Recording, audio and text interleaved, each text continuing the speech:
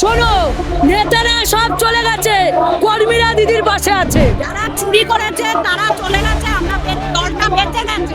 না, তারা অভিমান করে যায়নি। দিদির উপর অভিমান না, অভিষেকের উপর অভিমান না। এরা চুরি করে সম্পদ করতে, সেই সম্পদ বাঁচানোর জন্য গিয়েছে। দেখুন, যাদের চরিত্র গিরগেটি তারা রং বদলাবে। যে তোমাদের একটা পোস্ট, বাকি সব ল্যাম্প পোস্ট। তো ল্যাম্প পোস্টগুলোকে বাদ দিন, আমরা পোস্টকে ধরে বেঁচে রয়েছি, আঁকড়ে রয়েছি।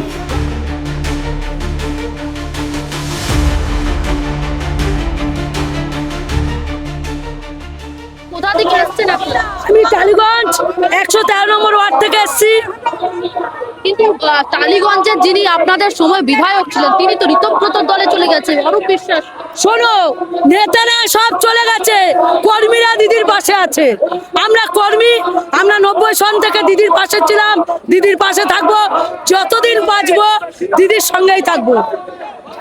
আজকে তারা চলে গেছে, যারা চুরি করেছে তারা চলে গেছে, আমরা দলটা বেঁচে গেছে।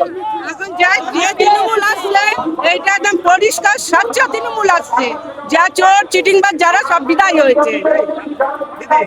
আজকের দিনটা আমাদের আগের মতোই লাগছে, যথেষ্ট ভিড়, প্রত্যেকটি মানুষ এসেছেন এখানে এই দিনটির প্রতি আবেগ এবং ভালোবাসা নিয়ে। তাতেই বোঝা যাচ্ছে তারা আসল তৃণমূল। সে চুরি করে জিতলেই আর হয় না, আর যারা গদ্দার তারা যাবার গেছে, বরং আমাদের দলটা পরিষ্কার হয়েছে। দিদি আমাদের দিদি জিন্দাবাদ। আমরা দিদির সঙ্গে যারা রয়েছে তারা বলছে তারা আসল তৃণমূল, প্রতীক তাদের এবং জোড়া ফুল তাদের, তারা দাবি করছে। ওরা দাবি করছে, ওরা দাবি করলে দিয়ে দেবো। ধরো আমার সন্তানটাকে যদি কেউ বলে যে এইটা আমার সন্তান, আমি কি তাকে দিয়ে দেবো? তাহলে আমাদের মমতাদির সিম্বল হলো জোড়া ফুল, আর দিদির সৈনিক আমরা। তা দিদির সৈনিক যখন দিদি এই তৃণমূল সম্বলটা দিদি তৈরি করেছে, তা দিদিরটা তো কেউ নিতে পারবে না, কার ক্ষমতা নেই দিদির সিম্বলটাকে নিয়ে যাওয়া। মিত্র আপনাদেরকে ছেড়ে চলে গেলেন, আপনাদের বর্তমান পাঁচজন নেতা নেতারা গেছে, কর্মী যায়নি বোন, কর্মীরা দিদির পাশে আছে। নেতারা গেছে দিদির সঙ্গে, দিদির পাশে আছে কর্মীরা। দেখো এত কোটি কোটি ছেলে মেয়েরা আসছে, সবকে দিদির সঙ্গে আছে, কর্মীরা আছে। অভিষেক বন্দ্যোপাধ্যায়ের উপর অভিমান করে দল ছেড়েছেন অনেক দাবি করছে। কি বলছো? অভিষেক বন্দ্যোপাধ্যায়ের উপর অভিমান করে দল ছেড়েছেন মদন মিত্র থেকে। এইসব ভুল কথা, অজুহাত, এগুলো অজুহাত। যারা চুরি করছে তারা অজুহাত দিচ্ছে। অভিষেক ব্যানার্জি বলেছে তো 1 ঘন্টা টাইম দিচ্ছি, আমি পথ ছেড়ে দিচ্ছি। যারা আমার নামে দোষ দিচ্ছে তারা দিদির পাশে আসুন। আসেনি কেন? 24 ঘন্টা হয়ে গেল, এখনো তারা আসলো না কেন দিদির পাশে? এদের সম্পদ বাঁচানোর জন্য গিয়েছে এরা কিন্তু কোনো অভিমান করে যায়নি। এরা সম্পদ বাঁচানোর জন্য গেছে। এরা অসুমার সম্পদ করেছে, চুরি করে, সেই চুরির দায় থেকে বাঁচার জন্য ওরা গিয়েছে। ওরা কোনো বিষয়ের জন্য যায়নি, ওরা কারো অভিমান করে যায়নি। দিদির উপর অভিমান না, অভিষেকের উপর অভিমান না। এরা চুরি করে সম্পদ করতে, সেই সম্পদ বাঁচানোর জন্য গিয়েছে। ইডি সিবিআই এর হাত থেকে বাঁচার জন্য গিয়েছে। নিজেদের পিঠ বাঁচানোর জন্য এরা দল ছেড়েছে। অভিষেকের উপরও দোষ না, কোনো কিছুই না। আসলে এটা একটা ছুতো। তো বলেছে যে তোমরা ফিরে এসো, আমি 1 ঘন্টার মধ্যে পদত্যাগ করবো। ওরা আসেনি কেন?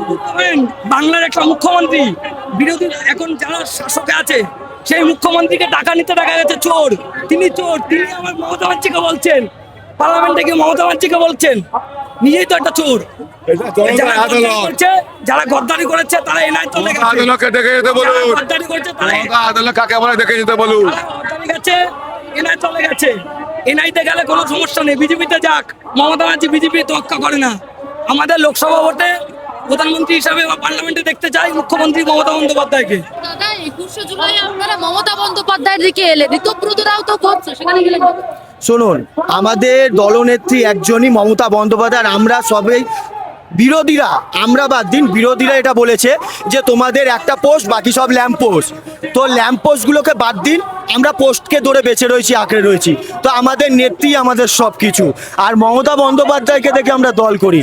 আমরা ওই বালিশ চাটা ঋত বা আদার্স যারা রয়েছে, যারা ক্ষমতার লোভে, পয়সার লোভে ওইদিকে বাঁচার জন্য সেফ সাইড পিঠ বাঁচিয়েছে, তাদের দিকে আমরা নেই। আমরা এতদিন ধরে লড়াই করে এসেছি।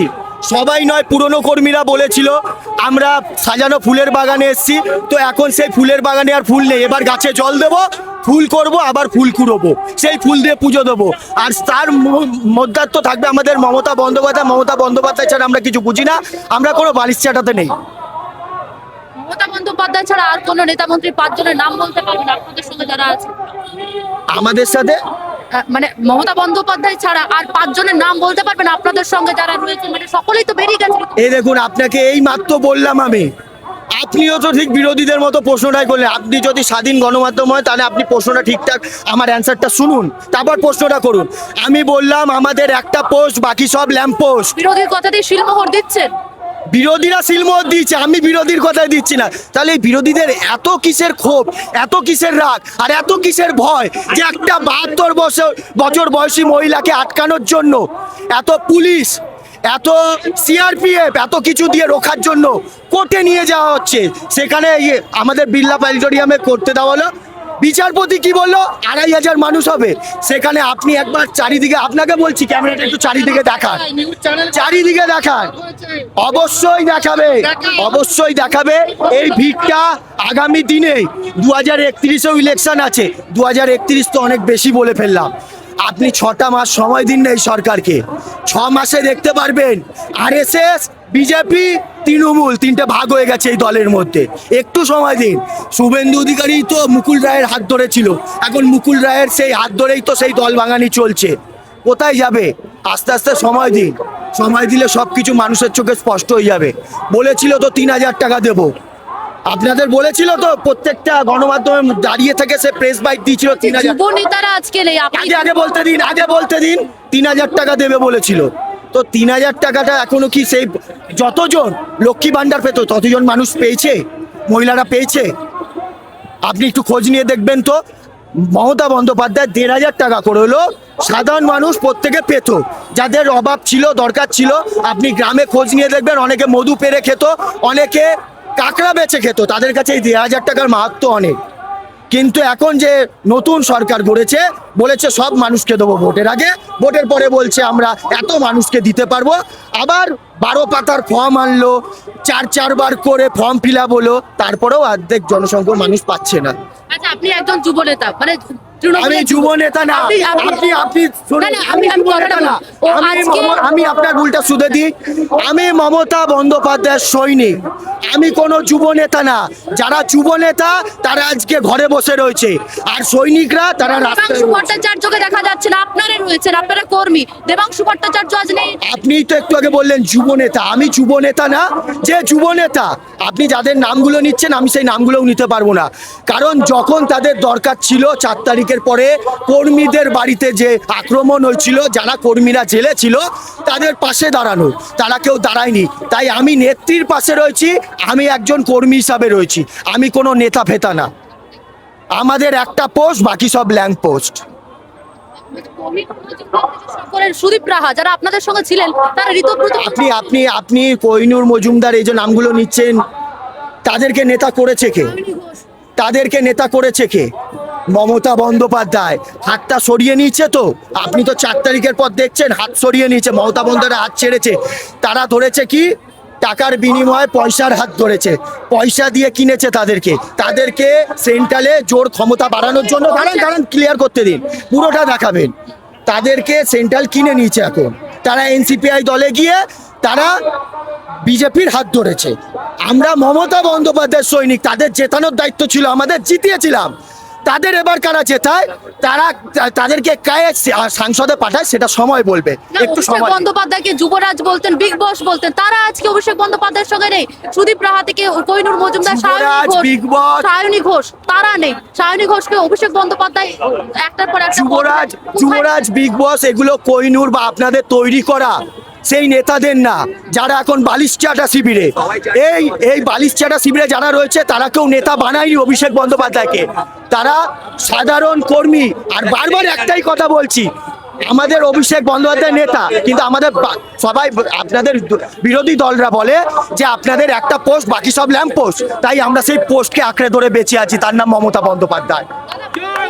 সায়নী ঘোষ থেকে কোহিনুর মজুমদার, দেবাংশু ভট্টাচার্য কেউ নেই। আজকে আমার কথা সায়নী ঘোষ বা দেবাংশু বা তৃণাঙ্কুর এদের আপনারা চিনলেন কি করে? মমতা বন্দ্যোপাধ্যায় তৃণমূল কংগ্রেস, নইলে কি দাম আছে? আজকে আমরা কর্মীরাও আমাদের দাম কি? মমতা বন্দ্যোপাধ্যায় দল তৃণমূল কংগ্রেস। আজকে বালিশ চাটা যারা আছে তাদের পরিচয় কি? মমতা বন্দ্যোপাধ্যায় তৃণমূল কংগ্রেস। যে তৃণমূল কংগ্রেস করেছে 50খানা বালিশ রাখা মানুষ নেই। আপনি ধমকে চমকে থ্রেট করে বাড়ি ঘর সম্পত্তি গাড়ি নিয়ে নেবেন, হৃদয়ে মমতা বন্দ্যোপাধ্যায় আছে, তাকে কি করে নেবেন? কোনোদিনও নিতে পারবেন না। তাই যারা মাল কামিয়েছে, যারা ইডি সিবিআই, আপনি দেখুন মদন মিত্রর বউকে আর ছেলেকে ডেকেছে। যে মদন মিত্র বলেছে কামারহাটি দিয়ে যেদিন তার লাশ বেরাবে যেন গাদ্দারের লাশ না বলে মানুষ, তাকে আজকে বেঈমান বলছে কামারহাটির মানুষ। কারণ সে জানে ভয়ে ধমকে চমকে তাকে ইডি ভেতরে ঢুকিয়ে দিলে এই বয়সে আর টিকতে পারবে না। অভিষেক বন্দ্যোপাধ্যায়কে দোষ দিয়ে দল থেকে বেরোচ্ছেন। অভিষেক বন্দ্যোপাধ্যায়কে যারা একসময় যুবরাজ বেরিয়ে গেল তারা কেউ নেই। কোহিনূর মজুমদার থেকে সুদীপ রাহা, একাধিক ঋজু দত্ত, প্রত্যেকে অভিষেক বন্দ্যোপাধ্যায়কে দুষছেন যারা একসময় বিগ বস বলতেন তাকে। এরকম তো বিজেপি করাকালীন বিজেপির নেতারাও যাদেরকে বস বলেছে, নরেন্দ্র মোদী সব বলেছে, তারাও তো তৃণমূলে এসছে। দেখুন যাদের চরিত্র গিরগেটি তারা রং বদলাবে। আপনি মমতা ব্যানার্জির থেকে নেতা নিতে পারবেন, এমএলএ নিতে পারবেন, মন্ত্রী নিতে পারবেন, এমপি নিতে পারবেন, কারণ পয়সার লোভ, পয়সার চোর দেখিয়ে পদের লোভে যারা লোভ তাদের পাল্টি। আপনি মমতা বন্দ্যোপাধ্যায়ের কাছ থেকে আমাদের মতো কর্মীদেরকে নিতে পারবেন না। কর্মীরাই মমতা ব্যানার্জির সম্পদ, কর্মীরাই প্রবল। ওই বালিশা তারা সাবধান হয়ে যাক।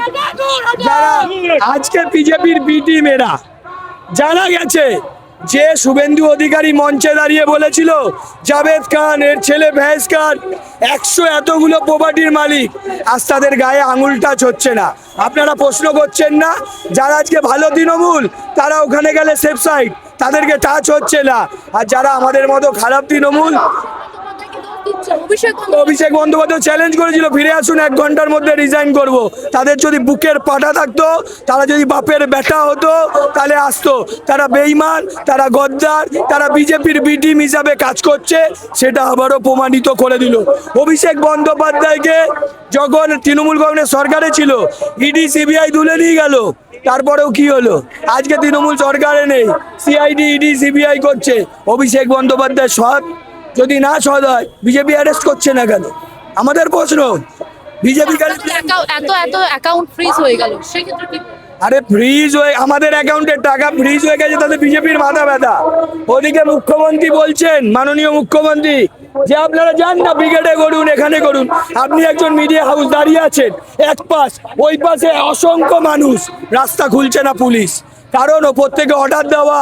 মমতা ব্যানার্জিকে শক্তিশালী দেখানো যাবে না, অভিষেককে ছোট করতে হবে।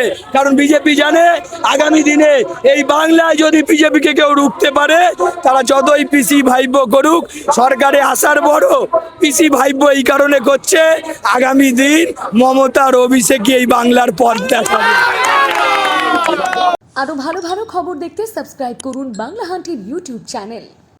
বাংলা হান্টের আরও খবর দেখতে নজর রাখুন। বাংলা খবর মানেই বাংলা হান্ট।